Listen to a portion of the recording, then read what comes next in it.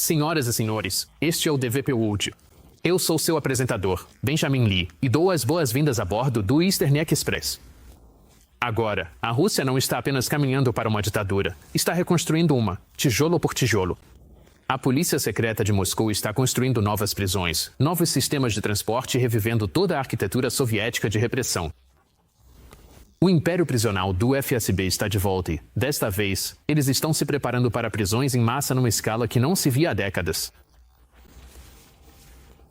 Enquanto Vladimir Putin aperta ainda mais o controle sobre o poder, seus serviços de segurança estão silenciosamente ressuscitando um sistema que muitos achavam ter sido enterrado junto com a União Soviética, o Gulag.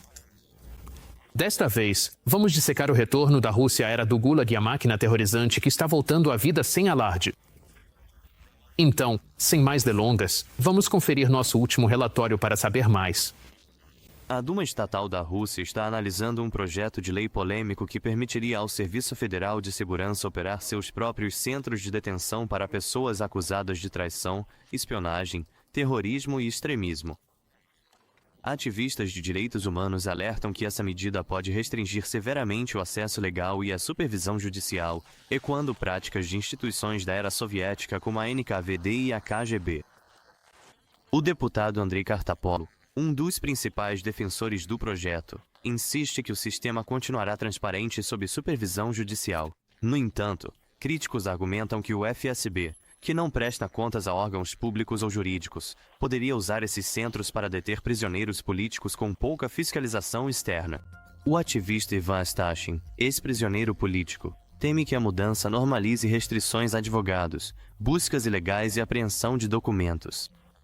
Ele cita instalações já controladas pelo FSB, como Lefortovo, onde o acesso legal já é rigidamente controlado. Apoiadores afirmam que o projeto de lei reforça a segurança nacional diante do aumento de ameaças estrangeiras, especialmente da Ucrânia. Os detratores veem isso como um passo em direção à repressão institucionalizada. E agora, vamos focar na parte de planejamento oriental do nosso programa. Vamos explorar um dos capítulos mais sombrios do século XX, o sistema de gulags da União Soviética. Esses infames campos de trabalho, sinônimos de opressão e sofrimento, revelam uma história assustadora de controle e sobrevivência que ainda ecoa nos dias de hoje. O sistema Gulag, abreviação de Administração Principal de Campos, era uma rede de campos de trabalho forçado na União Soviética que operou principalmente dos anos 1920 até os anos 1950, sob o regime de Joseph Stalin. Esses campos eram centrais para a máquina repressiva do Estado soviético, detendo milhões de pessoas, dissidentes políticos, intelectuais, minorias étnicas e cidadãos comuns acusados de crimes como atividades contra-revolucionárias. Os prisioneiros enfrentavam condições brutais, incluindo fome, frio extremo e trabalho exaustivo em minas, florestas ou projetos de construção como o Canal do Mar Branco. Os gulags não eram apenas prisões, mas instrumentos de exploração econômica e controle social, criados para esmagar a oposição e impulsionar a industrialização soviética. No auge, mais de 2 milhões de pessoas estavam encarceradas em centenas de campos. Após a morte de Stalin em 1953, o sistema foi gradualmente desmantelado, mas seu legado perdura como símbolo da opressão totalitária. E agora, vamos analisar a questão com mais detalhes. Se o mais recente pacote legislativo passar facilmente pelo obediente Duma Estatal da Rússia, como certamente acontecerá, isso não será apenas uma retomada simbólica das ferramentas statalistas. Será a reconstrução física de uma rede nacional de centros de detenção, sistemas de transporte e colônias prisionais controladas pela FSB, todas projetadas para a próxima fase de repressão em massa. No centro desse novo sistema está a FSB, a polícia secreta da Rússia nos dias de hoje e orgulhosa sucessora da KGB. A nova legislação, que deve ser aprovada em julho e entrar em vigor em janeiro, concede à FSB poderes que ela não detinha abertamente desde os dias mais sombrios do aparato de segurança soviético. Isso não é um acidente. Esta é a reconstrução deliberada de uma máquina que Putin sempre admirou. O retorno da prisão de Lefortovo ao controle da FSB é uma parte fundamental dessa história.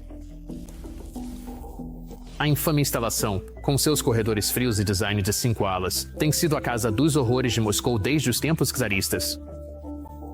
Execuções foram realizadas ali durante os expurgos statalistas e, mais tarde, tornou-se o local onde prisioneiros políticos e chamados inimigos do Estado eram mantidos em isolamento. Oficialmente, a FSB perdeu o controle da Lefortovo em 2005, quando a Rússia fez promessas vazias ao Conselho da Europa sobre separar os poderes investigativos das instalações de detenção. Mas, por trás da fachada, nada realmente mudou. A FSB discretamente lotou a prisão com seu próprio pessoal, seus próprios interrogadores, seus próprios insiders de confiança. Os uniformes mudaram, mas os chefes continuaram os mesmos. É fácil pensar no Gulag como história, algo trancado em livros encoeirados sobre os expurgos de Stalin, mas a Rússia está provando que a máquina de repressão sempre pode ser reaproveitada, atualizada, rebatizada. Você nem precisa mais chamar de Gulag, só precisa do sistema funcionando, e o sistema de Putin está quase pronto. E agora, para lançar mais luz sobre o assunto, está aqui André Azuma, analista do Instituto Sueco de Assuntos Internacionais. Olá, senhor, e bem-vindo ao Eastern Express. Obrigado por me receberem novamente. Então, parece mesmo que o serviço secreto russo está trazendo de volta seu império de prisioneiros mais uma vez. Minha pergunta é, por que agora? E o que eles esperam alcançar? Acho que isso é apenas um sintoma de uma tendência geral em que, basicamente, as instituições e o modus operandi do antigo sistema stalinista estão sendo trazidos de volta. E, enquanto no Ocidente pode haver muitas pessoas que diriam que a Federação Russa é diferente da União Soviética e que o FSB não é a KGB, se você realmente ouvir os oficiais do FSB, os generais do FSB e o próprio Putin, eles se veem muito na tradição da Checa, GPU, OGPU, KGB, NKVD e assim por diante. Então, embora pareça haver uma descontinuidade institucional entre as instituições soviéticas e pós-soviéticas russas, a cultura é praticamente a mesma, e as pessoas que hoje ocupam posições de poder na Rússia se veem na tradição do regime soviético, o terrorista. É por isso que eles estão tentando agora reinventá-lo ou reimplementá-lo, talvez com novos títulos, com novas, justificativas, mas estruturalmente muito semelhante ao que já vimos na União Soviética. Tudo bem. E vimos pessoas sendo presas por o que elas presumem ser espionagem, traição ou até mesmo coordenação com potências estrangeiras. Como essas, medidas diferem do tipo típico de lei marcial ou das medidas tomadas durante tempos de guerra. Por exemplo, como diferenciamos isso do modo como a Ucrânia está tentando combater as atividades de espionagem deles? Bem, a Rússia oficialmente não está em guerra. Ela está apenas realizando uma chamada Operação Militar Especial e então isso não é algo que decorre da lei marcial. Não há lei marcial na Rússia.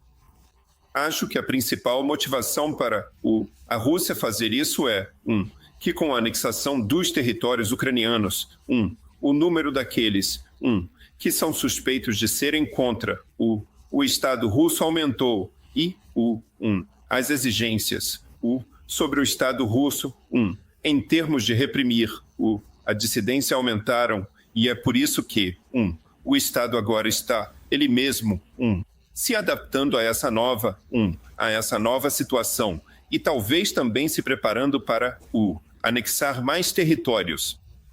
Talvez não só na Ucrânia, mas também em outros países. E então, ter seus próprios partidários e prisioneiros de guerra e civis e dissidentes e por aí vai, que precisam ser tratados, especialmente prisioneiros políticos, a maioria deles, de fato. Certo. Então realmente parece que o alvo não são apenas as forças externas, mas também a dissidência interna, para benefício político próprio. Mas, você acha que isso vai acabar bem para eles? Como já vimos diversas vezes, geralmente a tentativa de reprimir qualquer dissidência também costuma receber muita resistência. Espero que sim, mas a experiência, francamente, dos últimos 3 anos e meio com a invasão em grande escala na Ucrânia, é que o povo russo, a maioria do povo russo pode não apoiar a guerra, mas eles concordam com ela, eles participam dela, eles a apoiam, e eles não estão ativos, de forma alguma para resistir a ela. Então, é uma situação muito frustrante. Sociedade civil russa está atomizada, mas também muitos russos agora estão, impregnados de propaganda. Houve uma pesquisa recentemente em que ficou claro que Joseph Stalin é visto pela maioria dos russos, por mais da metade da população russa, como, a maior pessoa da história da humanidade, até mesmo à frente de Vladimir Putin. E isso é algo tão bizarro, porque Stalin também matou milhões de russos e suprimiu a cultura russa, a religião russa, a ciência russa e assim por diante. Mas, mesmo assim, ele é muito popular. Então há uma certa psicopatologia aqui que pode também dar suporte a esse novo sistema Gulag. Tudo bem. Então, nós podemos meio que assumir que isso não é feito apenas de uma forma mais logística, mas também incorpora essa propaganda para, de certa forma, andar de mãos dadas com a repressão do aspecto psicológico da população russa? Sim, quero dizer, esses regimes totalitários, e agora a Rússia está se tornando cada vez mais totalitária novamente. Eles funcionam, combinando tanto a propaganda quanto incentivos materiais de um lado, com o terror ou com a ameaça de terror, como, por exemplo, prisão, tortura, você sabe, aterrorizar membros da família, e assim por diante. E isso meio que anda junto. E então muitas pessoas acabam sucumbindo a isso. Eu mesmo vivi na Alemanha Oriental e experimentei esse tipo de combinação de terror ou ameaça de terror com incentivos materiais, oportunidades de promoção e assim por diante.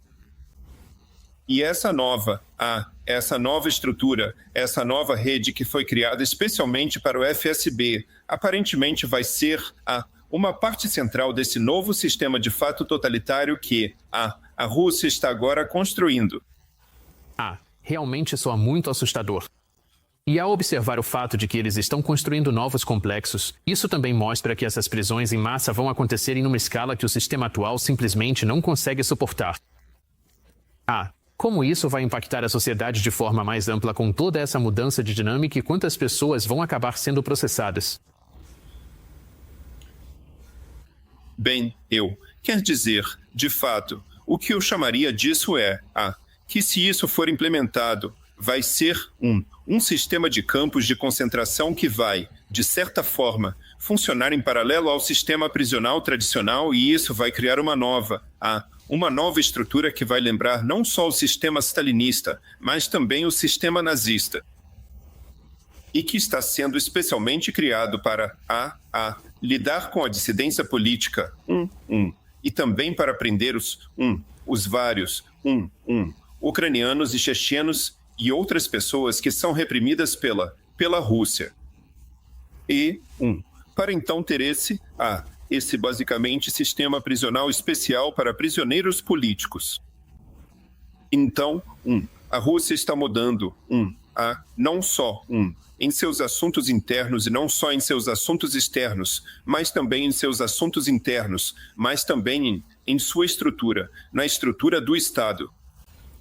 E tudo isso é muito preocupante. Só se pode esperar que toda essa estrutura, em algum momento, desmorone, porque ela também precisa ser financiada, precisa ser sustentada. E a experiência, claro, da União Soviética foi que, no final, ela não conseguiu sustentar esse sistema terrorista. E falando em sustentar um sistema assim, quando falamos, por exemplo, do sistema stalinista, como você mencionou, ou da forma como os nazistas faziam as coisas, para o Ocidente, isso quase soa como uma relíquia do passado. Mas, nos dias de hoje, especialmente com a era da informação global, será que vai haver dificuldades ou obstáculos para manter um sistema assim, seja por pressões internacionais ou simplesmente por uma troca mais livre de ideias? Quero dizer, tudo isso é, de certa forma, anacrônico, mas infelizmente não é. Não é uma exceção tão grande assim. Existem tendências semelhantes, na China. Temos essa velha, se quiser chamar assim, ditadura na Coreia do Norte. 1. Existe um regime muito bizarro no Turcomenistão. Então, isso não é algo único, mas talvez seja também uma tendência, uma espécie de um contramodelo ao sistema democrático que a Rússia está agora implementando. E só se pode esperar que em algum momento isso simplesmente se torne inviável e então acabe colapsando, como aconteceu com o sistema czarista e o sistema soviético antes dele. E eu acho que também há muita ilusão no Ocidente sobre o que o Ocidente pode fazer para evitar o colapso da Rússia, porque há muitas pessoas que temem o colapso da Rússia. Mas a Rússia está se encaminhando, cada vez mais para um colapso, entre outros, com um sistema Gulag como esse. Certo. Como mencionei, isso já está levando-os a uma trajetória descendente. Você acha que ter que estabelecer esse tipo de sistema vai ser um dreno tão grande, seja em recursos, seja em capital político? Eventualmente, chegará um ponto crítico em que as coisas não poderão mais voltar a ser como eram antes? Sim. O que eu vejo é uma certa introversão da liderança que parece não entender mais para onde o mundo está indo, e que está se tornando cada vez mais radical apesar das muitas decepções que eles deveriam ter tido no passado com esse curso. Você sabe, perder a Síria. A Armênia está saindo de fato do espaço russo. Agora o regime ucraniano está em apuros. A Rússia está criando para si mesma, para a sua própria sociedade, mas também para a sua imagem externa, cada vez mais problemas com seu comportamento. E eu não acho que isso possa ou continuar para sempre.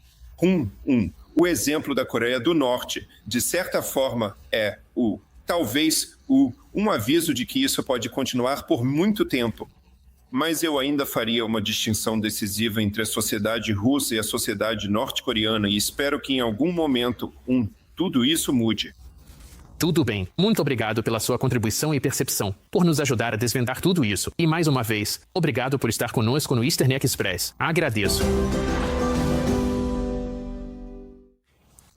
E agora vamos para o Eastern News Flash, uma série com todas as outras notícias do leste que você não vai querer perder.